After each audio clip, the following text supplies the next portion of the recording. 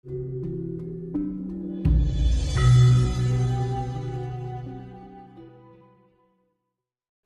itu sudah bisa terlampau dilaksanakan dengan baik, ada tingkat lagi yang namanya kadewatan. Wah, aneh tau ya. Ya, ini definisinya. Jadi pertama mikro, di tengah-tengahnya itu mikro dan makro, ini langsung makro. Sudah kamanunggalan yang namanya kita sudah interaksi dengan para sangyang. Para sangyang itu kadewatan. Kita langsung terkoneksi langsung secara sadar, bukan bawah sadar, secara sadar. Bawah sadar pun juga bisa, tapi kita bisa menyadari bahwa kita kontak langsung dengan alam semesta. Kita sudah menjadi bagian tubuh alam semesta itu di dalam jiwa kita.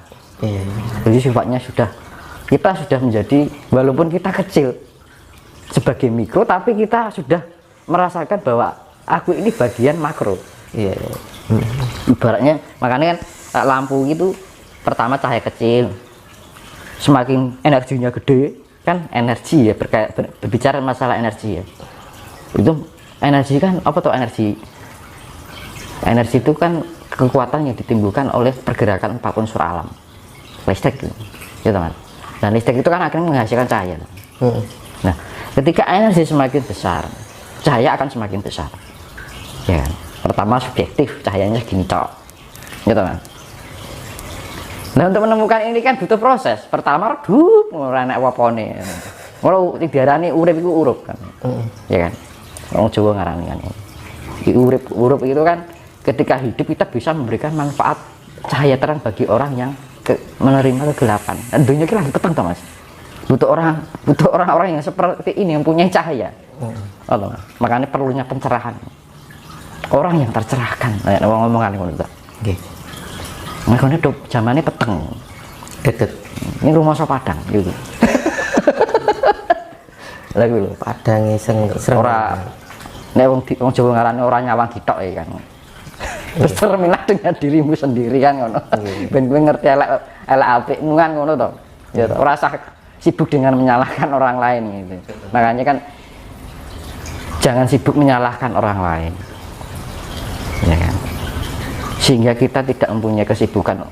Apa istilahnya, pahamilah diri kita sehingga kita tidak punya waktu untuk mencari keburukan orang lain kan. Nah, itu harus dibiasakan kan. Semua kan harus dibiasakan. Makanya kan hidup itu harus dibentur satu lagi, kedua kali biar semakin hafal. Wong nek manungsa kan dileke pisane ora kapok kan. Nggih. Nganti bener-bener kapok lagi sadar. Ya ngono to, Mas. Nggih. Itu realita. Makanya kalau orang aku kok dapat masalah kok nggak selesai terus, ya jadi lato-lato itu tadi. Enggak, orang kadang-kadang gini menyalahkan keadaan. Justru orang yang mendapatkan benturan berkali-kali malah beruntung ketika orang itu mau menyadari. Akhirnya kan jadi ilmu toh, Mas, pengetahuan, ya kan. Loh, oh ingin mendapatkan ilmu dan pengetahuan penake copy paste maca buku, copy paste teori tok ning kelakuane kan ra ono kan ngono. Kasunyatanya tuh lho. Wong Jawa ngarani ilmu Jawa ilmu kasunyatan kan. Ora mung tembung jari. Bentur-benturnya Panggara eling akhirnya protol lato-latone. Jadi ilmu saiki ilmu jarine kan ngono. Pengennya pintar pandai tapi tidak mau rekoso nih, susahnya nggak mau, enak kok, pengennya instan, nggak mau buat proses. Nah, saya kembalikan ke cahaya itu tadi. Semakin kita untuk menjadi subjek itu ya menghasilkan cahaya. Untuk menjadi cahaya itu kan perlu proses dari redup menjadi terang. Dan itu terang pun juga distabilkan. Lampu kalau semakin terang kan juga nggak enak di mata kan. Kalau redup juga nggak enak, enaknya ya sedengan. Makanya perlunya kalau dalam listrik kan perlunya stabilizer. Nah, stabilizer itu kan untuk menyeimbangkan biar tidak lebih dan tidak kurang. Nah, esensinya spiritual yang kuno gitu, Mas. Bukan untuk menjadi kehebatan, kesuksesan dan segalanya dan sebagainya. Kan gitu, salah memanfaatkan. Jangan menjadi budaya-budaya seperti ini, akhirnya pada kedepannya akan merugikan untuk alam itu sendiri. Ketika kita merugikan alam itu sendiri, yang merasakan kita sendiri juga. Ya memang kalau kita diarahkan spiritual bisa menjadi pusing ini ya memang enak. Kita akan menemukan segala apa yang kita inginkan. secara pagawi, physically, tapi secara isi. Wong sing digoleki kan ora wadah, sing penting kan ora wadahe isine. Betul. Ketika orang bisa memperbaiki isinya, otomatis wadahnya akan terawat. Tapi kalau orang mempercantik wadahnya, belum tentu isinya bagus. Sak gebiaring moto nek wong Jawa ngarani. Mula diarani ilmu ki aja golek mung ilmu kulit kan ngono. Iya kan? Wah, kesadaran-kesadaran seperti itu yang harus dikembalikan. Mesake kan. Ketika gini, saya melihat selama hidupnya dari kecil sampai dewasa itu selalu dicukupi dengan kebutuhan hidupnya dan materinya. Itu malah kasihan, Mas. Iya. Tapi ketika ada orang mendapat benturan dan dia memproses diri untuk memahami apa jadi perjalanannya, itu aku malah senang. Berarti orang itu akan menjadi kita yang sejati. Iya kan? Gitu. Emang Jawa kan ngono. Makanya orang dahulu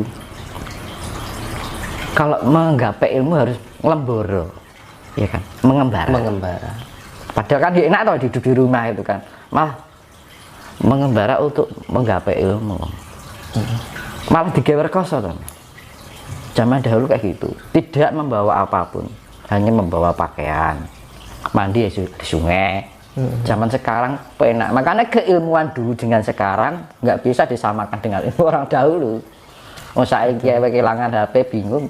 Orangnya ke HP sedino ngono wis rasane kaya digebuki maling kan.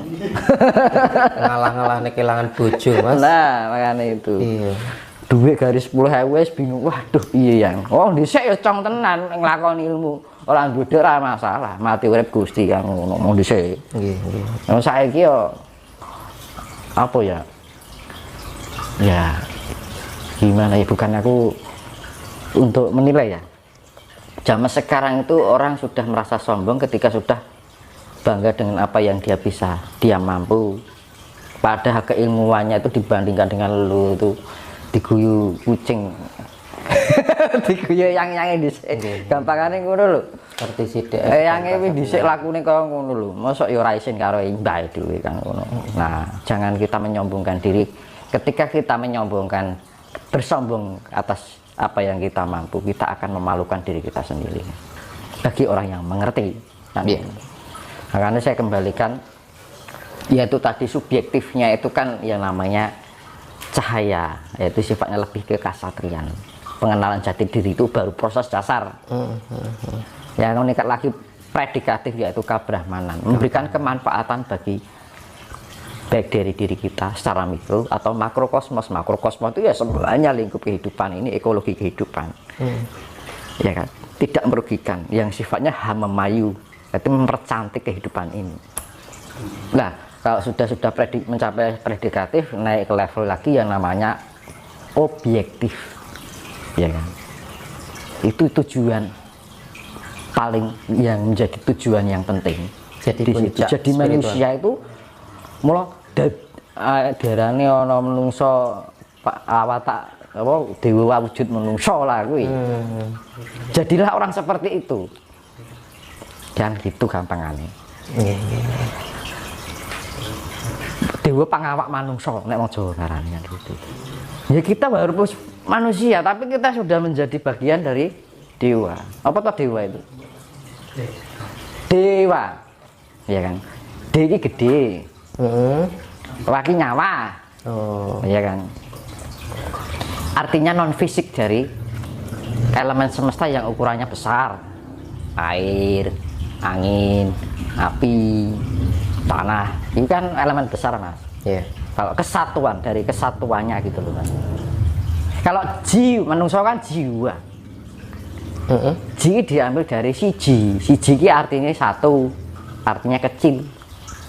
Wah itu adalah nyawa. Satu nyawa. Kalau dewa itu gede, nyawa gede itu besar. Nyawa itu mikro dan makro berarti ya. Nah, fisik dan non fisik.